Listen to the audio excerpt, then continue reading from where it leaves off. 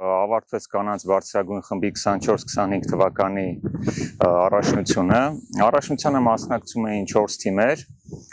Մրցաշարի արդյունքներով գրավեցինք երկրորդ հորիզոնականը։ Կցանկանամ նշել, որ հանդես էին գալիս բացառապես հայ ֆուտբոլիստներով, որոնց 99%-ը մեր ակումբի սաներն էին։ Առաջնության ընթացքում ունեցանք մի շարք բարդություններ, որոնցից կցանկանամ առանձնացնեմ այն հանգամանքը, որ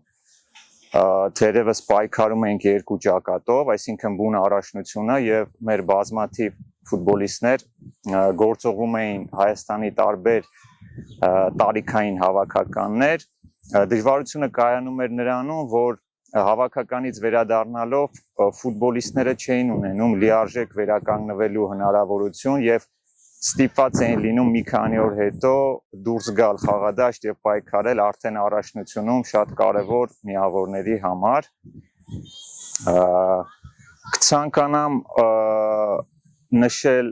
մեր ընկերական հանդիպումների մասին, որոնք տեղի ունեցան ձմռանը, ունեցանք երկու խաղ ընկերական վրացական թիմերի դեմ։ Առաջինը հանդիպումը տեղի ունեցավ Թբիլիսիում Կվարտալի թիմի դեմ, որը ավարտվեց ոչ ոքի։ Երկրորդ հանդիպումը արդեն տեղի ունեցավ մեր մարզաբազայում, մրցում էինք Դինամո Սուխումի թիմի դեմ։ Բավականին բարդ եղանակային պայմաններում անցավ այդ հանդիպումը եւ մեզ հաջողվեց առավելության հասնել 3-1 հաշվով։ Խաղերը կազմակերպված էին շատ բարձր մակարդակով եւ կարծում եմ ծառայեցին իրենց նպատակին։ Առաջնության թիմերի քանակը բավականին քիչ էր, կարծում եմ դա ամենագլխավոր թերությունն էր թերևս մեր առաջնությունում։ Հույս ունենանք, որ մյուս մրցաշրջանում 25-26 թվականի մրցաշրջանում գոնե թիմերի քանակը կավելանա, որը կնպաստի նաև մրցակցության աճին։ Ինչ խոսք ունեցանք թիմում համալրումներ, 3 ֆուտբոլիստների կարող ենք նշել՝ Մարիամ Նիգոյան, Անյուտա Գալստյան եւ Տաթև Մովսեսյան։ Որպեսզի առանձին չանդրադառնամ ամեն մեկին, կարող եմ նշել, որ 3-ն էլ մեզ շատ օգնեցին, մեծապես նախ շատ հեշտությամբ ինտեգրվեցին մեր թիմին, որից հետո կարող եմ նշել, որ խաղադաշտում իրենք բավականին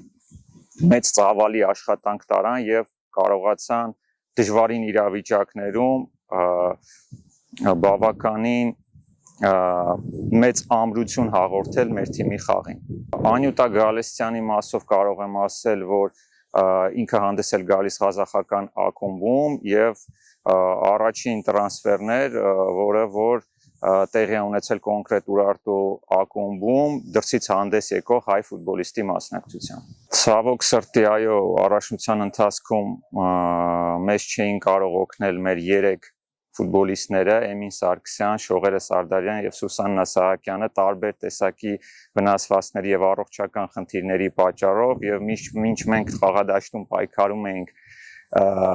միավորների համար, իրենք էլ խաղադաշտից դուրս պայքարում էին վնասվածքների եւ տարբեր առողջական խնդիրների համար, նախանձելի կամք ու ուժ դրսևորեցին իրենք եւ մինչեւ այս պահը իրենք պայքարում են այդ վնասվածքների եւ առողջական խնդիրների դեմ, ես վստահ եմ, որ իրենք միանալու են մեր թիմին։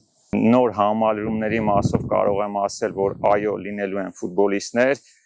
անուններ թերևս չեմ նշի, քանի որ բանակցությունները ընթանում են մի շարք ֆուտբոլիստների հետ։ Միշտ տեղ կա